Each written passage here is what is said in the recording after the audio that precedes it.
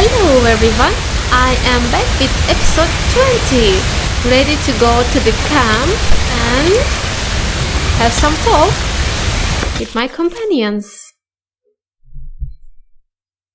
Shall we?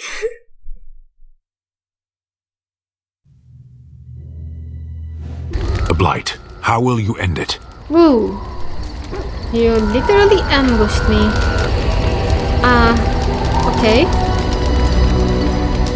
We have to fight the Archdemon? Is that all? It is surrounded by an ocean of darkspawn. How will you reach it? If you reach it, how will you slay it? You say you are a Grey Warden. I have heard stories of this order. Okay. What have you heard? Great strategists and peerless warriors. That is what we hear of the Wardens. So far, I am not impressed. Huh. You think you could do better? Yes. Oh. And he approves. Alright. Alright. Okay, I will start with equipping people with what I had from the tower. So let's start with myself.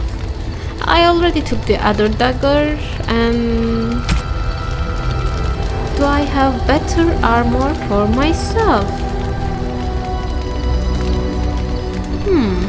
Not really. No.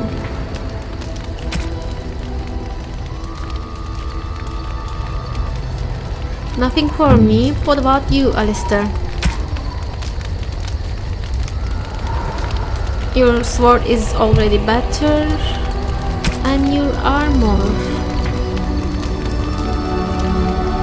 This is much better.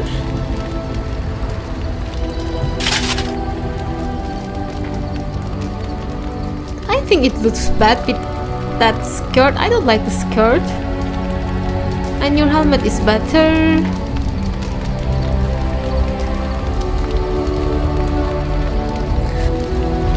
Just keep it, I guess. And you can also take this one. And Morgan.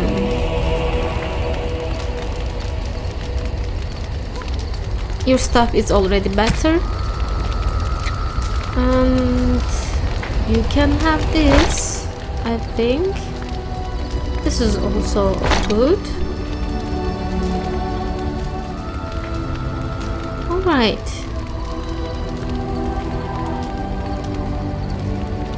I'm not sure. But regeneration in combat? This seems quite good. But I'd like your robes better. But I will have to go for practicality, I guess. This is quite good.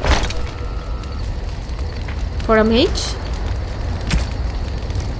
And what you need? Better than nothing. And win. Let's see. You have a better stuff. You can have these. And I can give you a helmet.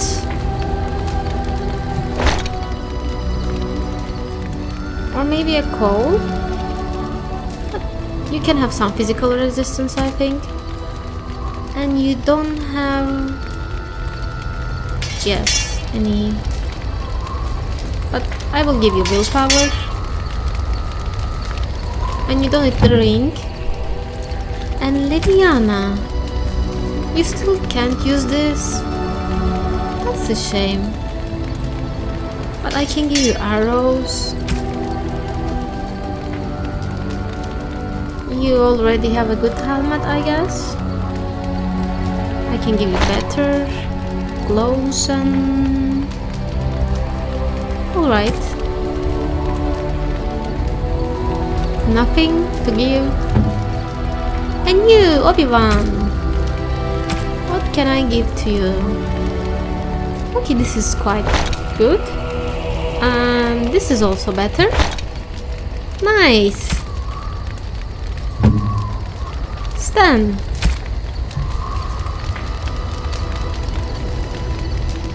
You need 34 strength for that. Okay.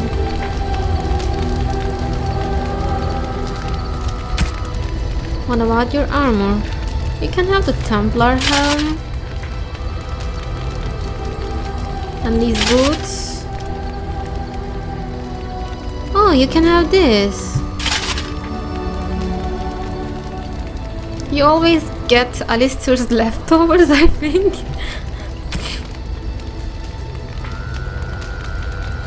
This is nice for you, but you already have a... yes, nice thing to wear. Okay then, that's it. And I will need to sell things that I don't need. Hi there. You and your friends are formidable folk, indeed. It's good to have you along on the road. Let's talk to them, shall we?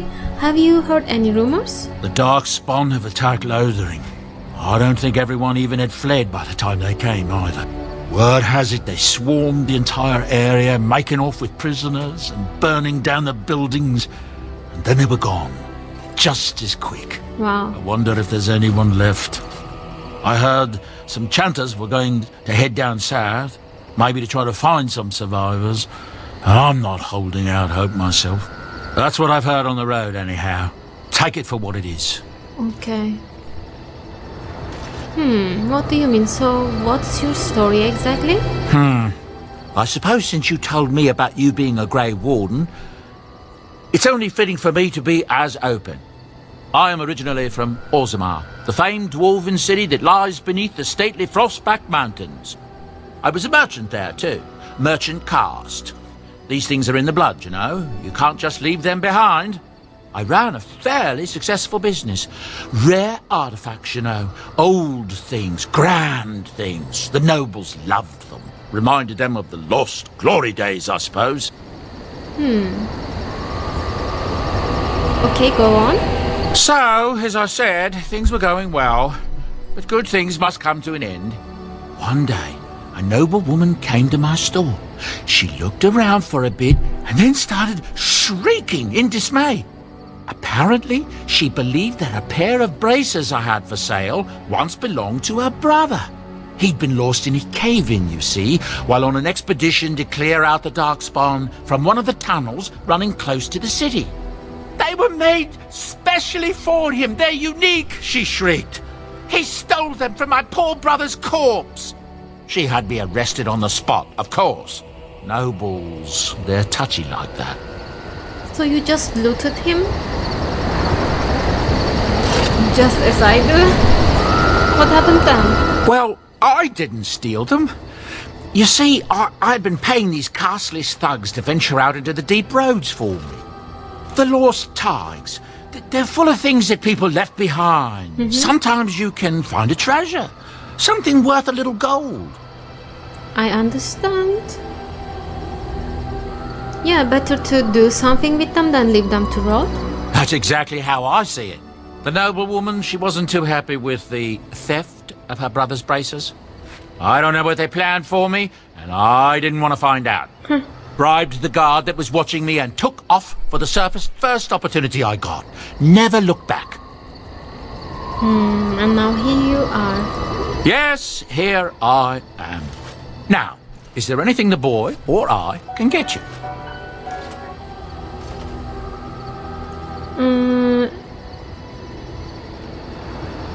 But where do these goods come from? Not the deep roads? Look, we don't rob people, all right? We don't take things from people that need them. The things in the lost tides, what good did they do lying there? I brought them back to Orzammar, where people could look at them and remember. It's not all that different up here. There are places long abandoned by the humans everywhere. Even more now with the Darkspawn coming. Sorry guys, by the way, it was my phone. I just put it to silence and I will get that call later. What do you mean?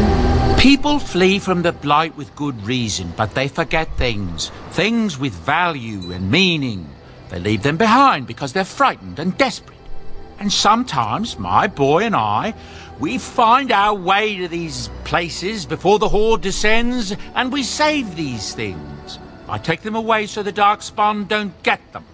Is that so bad? They destroy everything they touch.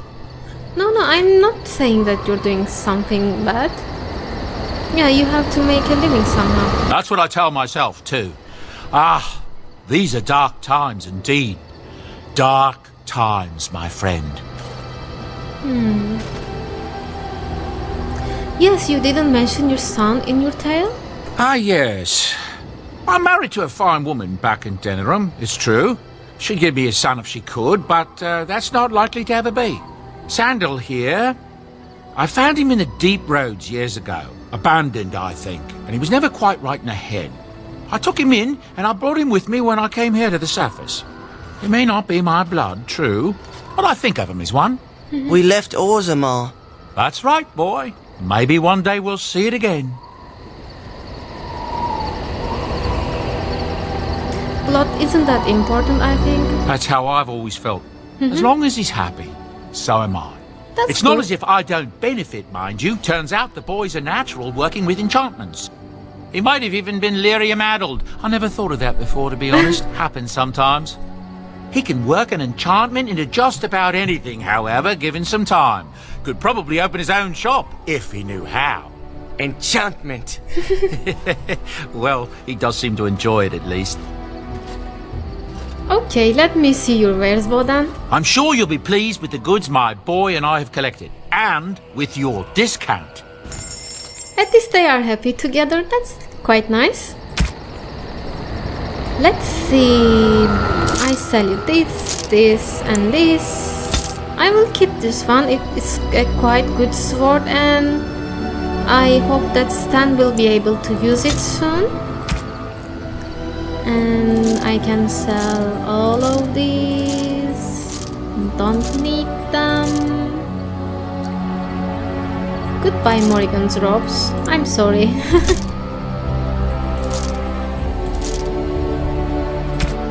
And yes, I can sell these all too. I don't need them at all. I'm going to sell these.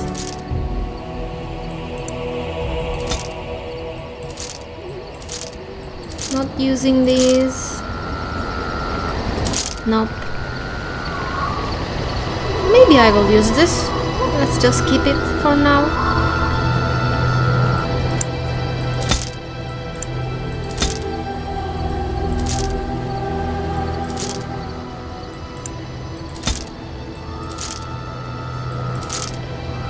Diamond.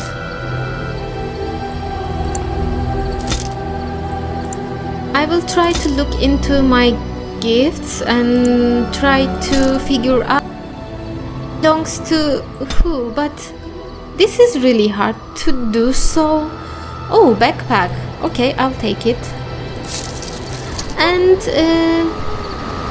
I also thought about something. I was looking into these gifts in Bodan's wares, and I realized that there are some gifts that are not particularly for anyone, so I thought that maybe I can try my chance with it. Like, I can buy some and give them to my companions and try to figure out later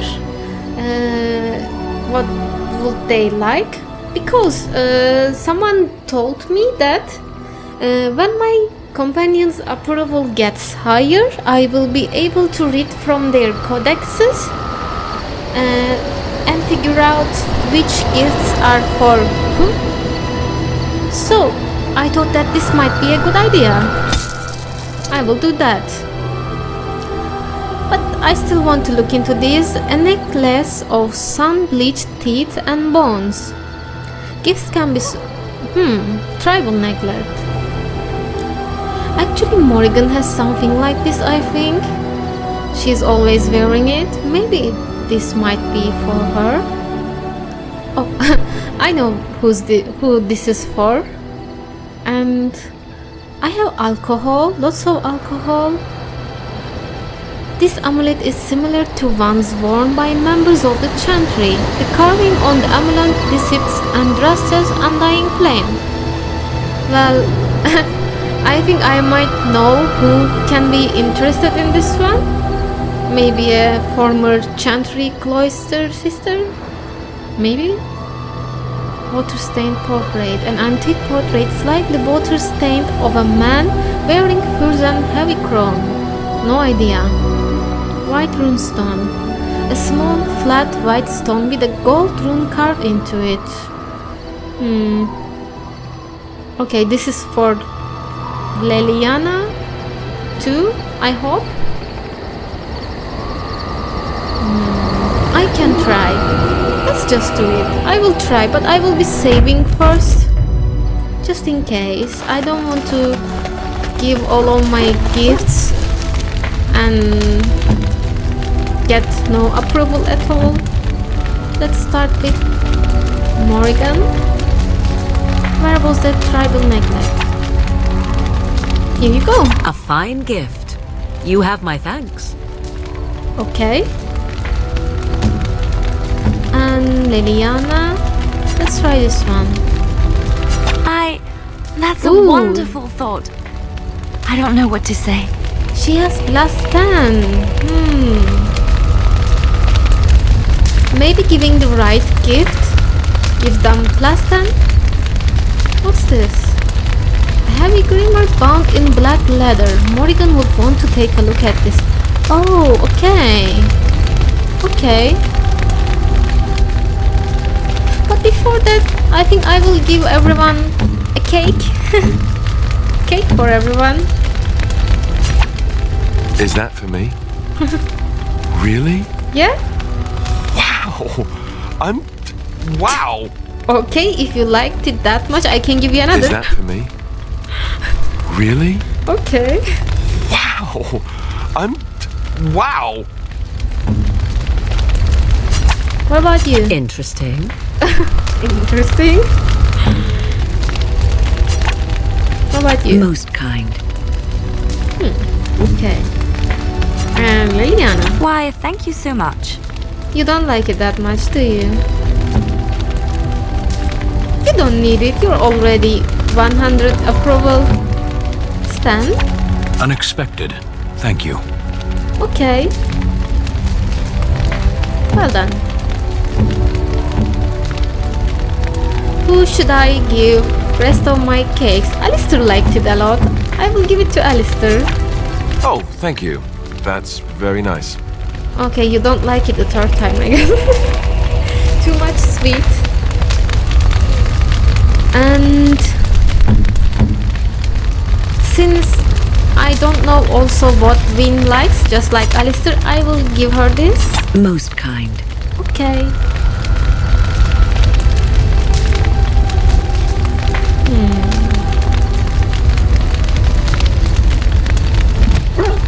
Ooh.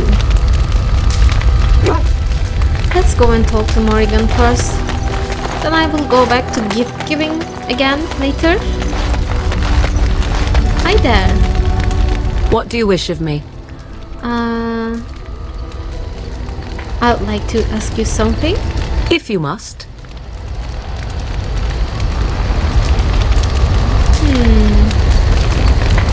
Did you grow up in Kokari Wilds? Why do you ask me such questions? I do not probe you for pointless information, do I?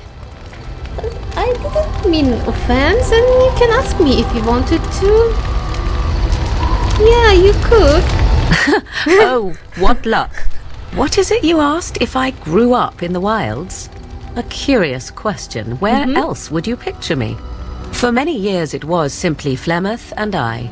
The wilds and its creatures were more real to me than Flemeth's tales of the world of man. In time I grew curious. I left the wilds to explore what lay beyond, never for long. Brief forays into a civilized wilderness.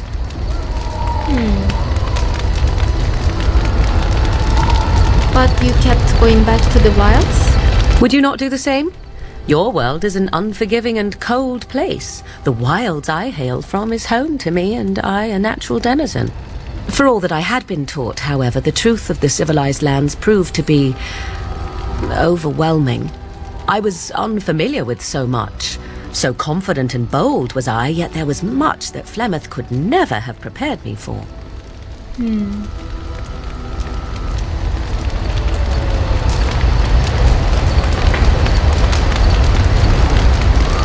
I can kind of imagine. I can imagine, I guess. I rather doubt that.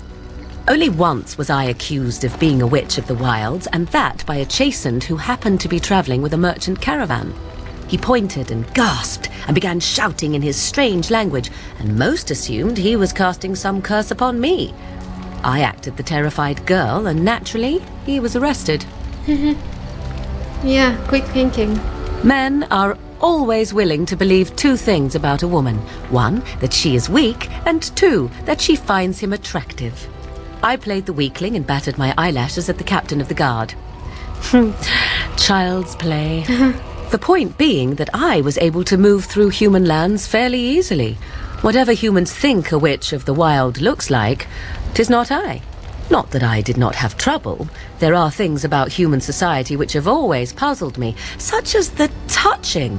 Why all the touching for a simple greeting? You mean like a handshake? To begin with, yes. What is the point of touching my hand? I find it an offensive intrusion. There were many nuances that Flemeth could never tell me of. When to look into another's eyes, how to eat at a table, how to bargain without offending. None of these things I knew. I still do not understand it all, truth be told, but then I gave up long ago any hope of doing so. When I returned to the wilds last, I swore to Flemeth that I had no intention of leaving again. I can really relate with that because I moved somewhere else from my hometown, and where I went, people used to always kiss each other from the cheek for greetings, and it was quite strange to me at first, but once you get used to it, like a handshake, I guess, you just get used to it. Yet here you are, Morgan. Yes, here I am. Well, let's get on with it before the ground opens up and swallows us, yes? Okay.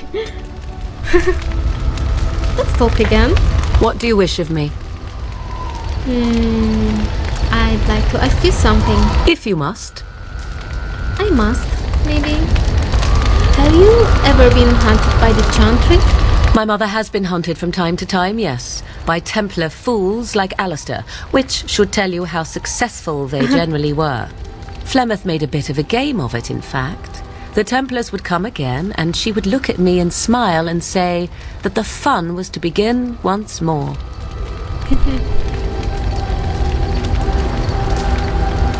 Fun? You found it fun? I found the game fun. I was too young to understand the truth behind what was happening. Flemeth would warn them once. 'Twas a warning they inevitably failed to heed. And then the true game began. Often Flemeth would use me as bait. A little girl to scream and run and lure the Templars deeper into the wilds and to their doom. I don't like the idea of using a child as a bait in that dangerous situation, but the way she describes it, it's quite funny. Surely more would have followed. Sometimes. Eventually. Thankfully, the wilds is a vast place. Once they found us, Flemeth would simply move us elsewhere and we would be lost within the forest once again. I did not understand the danger we faced until I was much older. I had never heard of apostates or maleficarum.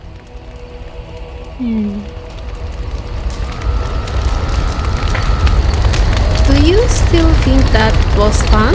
I think that my mother made it fun so that a child did not learn to fear. And I think that it was necessary. There are no trials for apostates, no prisons, no mercy. There are only absolutes, so only survival matters. If the wilds have taught me anything, 'tis this. First, you must survive. Do you disagree? No, I totally agree.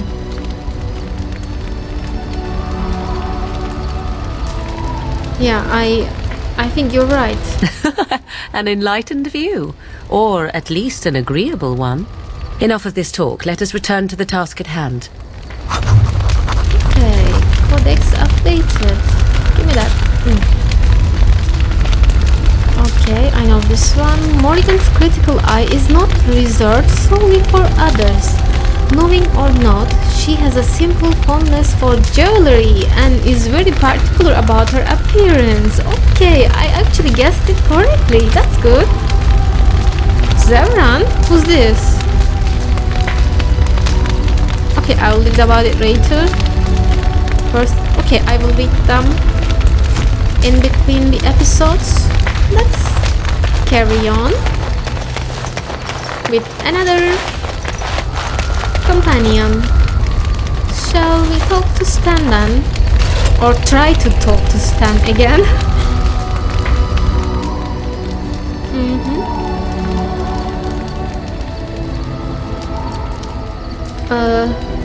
I wanted to discuss something you mentioned. Speak then.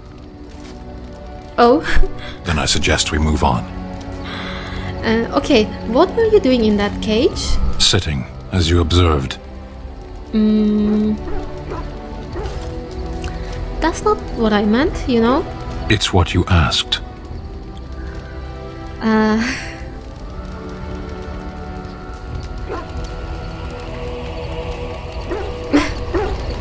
I don't know. Are you going to answer my question? I did. Bashera, was there anything else? Whatever. I have a question. I am hardly surprised. Why did you come to Ferelden? To answer a question. What was the question? The Arishok asked what is the Blight. By his curiosity, I am now here. Who's Arishok? The one who commands the Antam, the body of the Kunari. Huh, so he's your king? Kunari have no kings. What do you have then? Little patience for endless questions. And I have little patience for you not answering me properly. Did you find the answer to your question? A portion of it. Okay, what was the answer then? Were you not at Ostagar when the army was overwhelmed? That is your answer. Okay. Don't you have to report back then? Yes. When are you going to do that? Never. I cannot go home. Okay, I think it will be pointless to ask him this again. Okay, you can stay with us, Stan. I'm not going to, you know, hold you more. Thank you. Can we move on? We keep the Darkspawn waiting. Okay, let's go. As you wish. Wow! Really? Let's see. You are neutral still. Leliana is neutral. Queen neutral. Morrigan neutral still. Alistair neutral. Okay, I'm going to talk to Alistair now. Hi there, Alistair. Oops, oh, no, not that. What do you need? I'd like to ask you something. Ask away. Yes, let's ask him something personal. So you said this Arl Eamon raised you? Oh, did I say that? I meant that dogs raised me. Giant slobbering dogs from the Anderfells. A whole pack of them, in fact.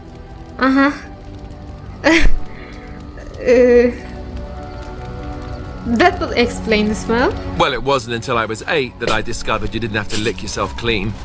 Old habits die hard, you know. Okay. Yeah, I thought the Chantry would have beat that out of you. Oh, there you go, listening to me again. You'd think you'd have gotten past that already. I ended up in the Chantry, sure, but I didn't start there. Let's see, how do I explain this? I'm a bastard. And before you make any smart comments, I mean the fatherless kind. My mother was a serving girl in Redcliffe Castle who died when I was very young. Our Lehman wasn't my father, but he took me in anyhow and put a roof over my head. He was good to me, and he didn't have to be. I respect the man, and I don't blame him anymore for sending me off to the Chantry once I was old enough. Who's your father then? So you know who is your father? I know who I was told was my father. He died even before my mother did, anyhow. It isn't important. Our Lehman eventually married a young woman from Orlais, which caused all sorts of problems between him and the king because it was so soon after the war. But he loved her. Anyhow, then you, Arlessa, resented the rumors which pegged me as his bastard. They weren't true, but of course they existed. The Arl didn't care, but she did. So off I was packed to the nearest monastery at age 10, just as well. The Arlessa made sure the castle wasn't a home to me by that point. She despised me. But you have a sister, right?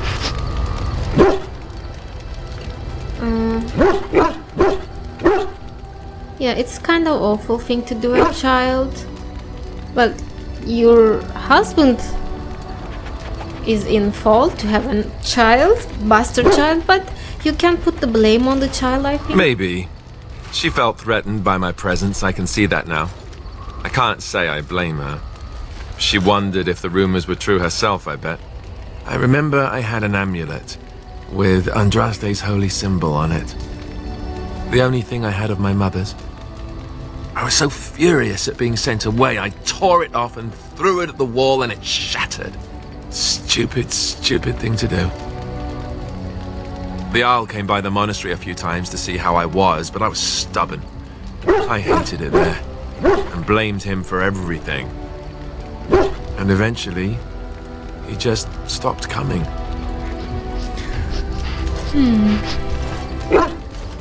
It's understandable, I think. You were quite young. And raised by dogs. Or I may as well have been, the way I acted. But maybe all young bastards act like that. I don't know. Probably. All I know is that the Arl is a good man and well loved by the people. He also was King Caelan's uncle, so he has a personal motivation to see Loghain pay for what he did. Anyway, that's really all there is to the story. So, Arl Eamon is King's uncle, so he should be either King's father's brother or King's mother's brother. But if he's King's father's brother, he would be also in the line to the throne, won't he? He probably isn't then. That's quite interesting. Let's see, Alistair. Alistair is fascinated by magic, even as his life is defined by fighting its darker manifestations. He has a fondness for strange runestones and figural studies of arcane creatures. Okay, now I know what to give to you. Let's give you one. Just to start. Yes, white runestone. Alistair, here you go. Is that for me? Yeah? Really? Yeah. Wow! Wow! Let's talk to him again. Something on your mind? Oh.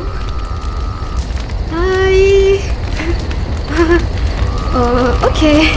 Later. Of course. Tell me about Templars, will you? What can a Templar do exactly? Essentially, they're trained to fight. The Chantry would tell you that the Templars exist simply to defend. But don't let them fool you. They're an army. The other main purpose for a Templar is, of course, to hunt mages. To that end, we train in talents that drain mana and disrupt spells. What do you mean exactly? So, Templars also use magic? How come? You could call it that, sure. The Chantry doesn't look on it the same way, however, since really our talents only work on mages. Against a regular person, I'm just a guy in a metal suit.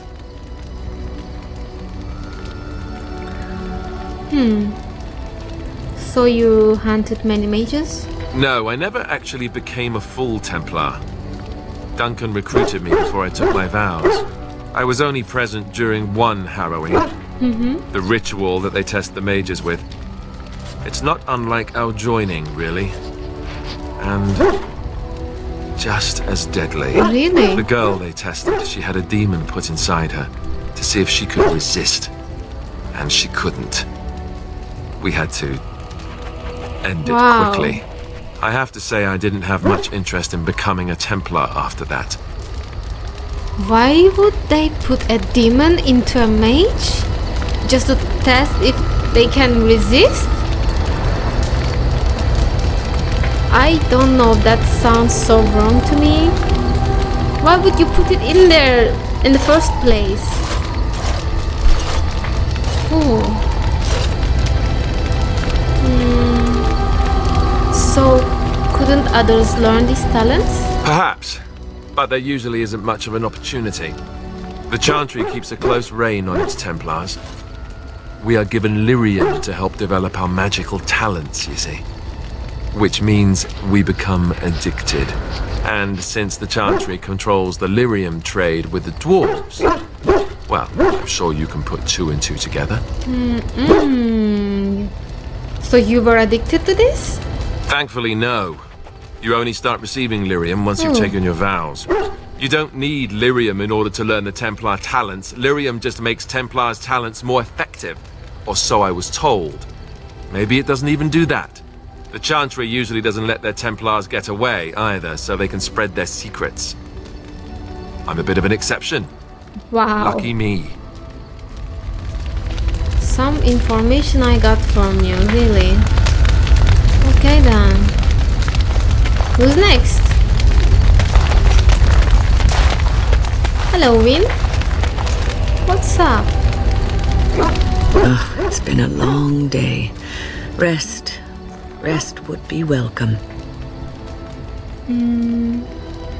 Are you alright? Yes, of course. I am just a little weary. As you may have noticed, I'm no spring chicken. Yeah, I think there's still some life in those bones. I saw you casting spells, so Thank you're you. good. You're very kind to say so. But in all honesty, I do not know how many years I have left in me. I have lived for such a long time. But there is always something else to do. And I have to keep going in order to do it. I think I will be glad when I am done.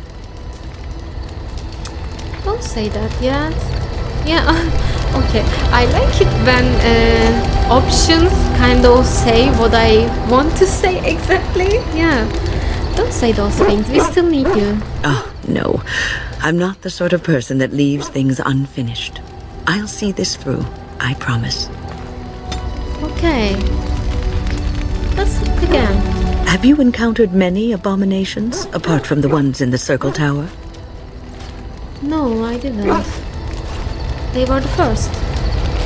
The first time I saw an abomination, my blood turned to ice. It was months before the nightmares stopped. It was the knowledge that I could easily become one of them that frightened me the most.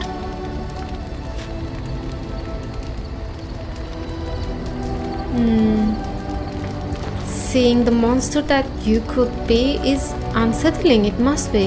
One slip. All it takes is one slip, and everything you are is simply gone. Replaced by madness. And there is no turning back, or at least that's what they say. You have doubts? Of late, I have begun to wonder if there is any way an abomination can be cured. Or if a mage could be so possessed and still retain their sanity, their humanity.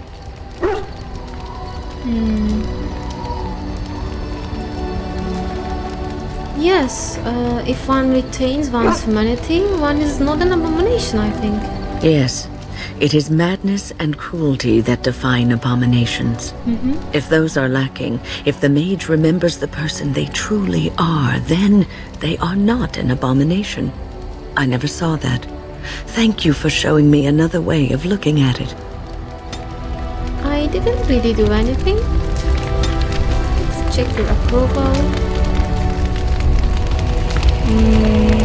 Okay, still neutral. But I guess I don't have time to talk to Leliana. I have to finish the episode here. I will see you next time. Stay safe, everybody. Thank you for watching and have a